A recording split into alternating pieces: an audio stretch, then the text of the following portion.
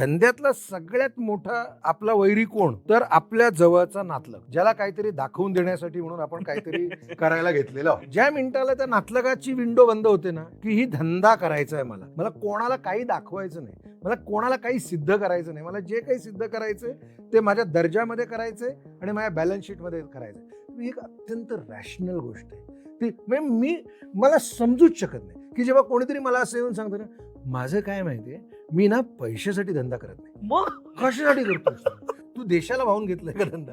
तू GST भरायला हे सगळं करतोय काय? तुला करायचंय काय? तुला अचीव काय करायचं? सो एकदम स्वच्छ आहे की मला पैसा कमवायचा आहे, वाजवून पैसा कमवायचा आहे. आता दोन मार्ग आहेत. एक मार्ग आहे की मला लबाडी करून लोकांना टोप्या घालून करायचंय, का एक उत्तम दर्जेदार प्रोडक्ट लोकांना यशस्वीरित्या बनवून करायचंय. हेच दोन पर्याय आहेत. तर मला असं वाटतं की ज्यांच्या कोणाला थोडा जरी काहीतरी त्याला असं मनात येत असेल ना की माझं काहीतरी इमोशनल त्याच्यात आहे, तर त्याने थांबावं.